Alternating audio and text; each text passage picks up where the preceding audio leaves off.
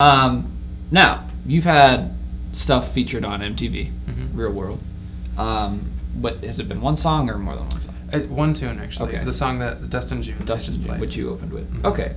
Now, how did you come across that opportunity? Did someone say, I found this random guy on a website, pop it up on our show, or was it you had to scout out and send your CD out? Yeah, I have a publicist that I work with, Yeah. and he sent it out to the guys at MTV, and they shortly after called me up and said we wanted to license the whole album. Nice. And so, like, I think the E! Network and VH1 and MTV all licensed the entire album for their use whenever they want to. And so then, like, the day before the episode aired, the music supervisor at MTV just emailed me and said, hey, wanted to let you know you're going to be on this spot, and this is when it takes place, or whatever. Great. So it was very last minute that I heard about it, but the feedback from it was great. So that was okay. It was great to have that. Good. Now you've obviously probably watched The Real World. Are you an avid watcher? No. Okay. No, I was a long time ago, and then I kind of yeah. got off from that. Well, I just wondered because, like, you hear about musicians who, especially in our generation where the internet is making it harder for young musicians to kind of put themselves out there, but at the same time doing wonders for some people if you if you know how to work the system. And you always wonder when you see a musician, I had my song featured on the Real World, if they're sitting there going, oh man, my song's on the Real World, yeah. And what is that? What are people going to think about me? So is there any? Man, I don't know why you wouldn't seize that opportunity. Yeah. Even, I don't know. I don't see a bad I understand. thing of it at all. And understand people have different opinions. Sure. Some Absolutely. people get so centered on, well, my song can't be on the Real World. That's not what my music is about. Yeah. And some people are like, no, this is a great opportunity. For me, it opened it up to a lot of new people that never would have heard my song otherwise. So Wonderful. I think that was great with that. I know there's a lot of people that are against, like in their contracts, they'll say they won't do a cigarette commercial or things like that maybe don't represent who they are. But I'm kind of open to it all. That's good. All right, so you're recording. Have you recorded the Bright Eyes EP? That's done? That's done, yeah. What are you doing now? It's been out for since February. Okay. And then just 2 weeks ago, I recorded a new song. Okay. And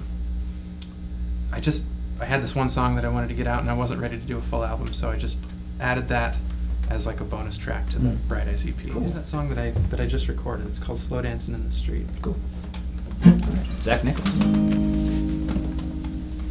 Slow dancing in the street. Here I am with 2 left feet. The passing cars graze at ease. Just pulling you closer to me. The city lights don't breathe like this every night, and a face like that screams destiny on me. So gold in this ring tells you everything as I watch you make a man of me. 'Cause we'll be slow dancing in the street. Here I am, I got 2 left feet. The passing cars graze at ease. Just pulling you closer to me.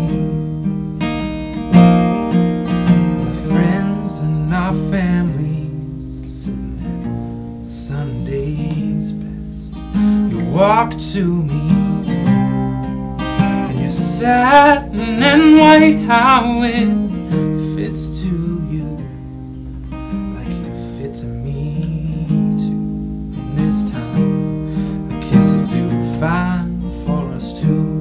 'Cause we'll be slow dancing in the street. Here I am, I got 2 left feet. The passing Lying calls grace at ease,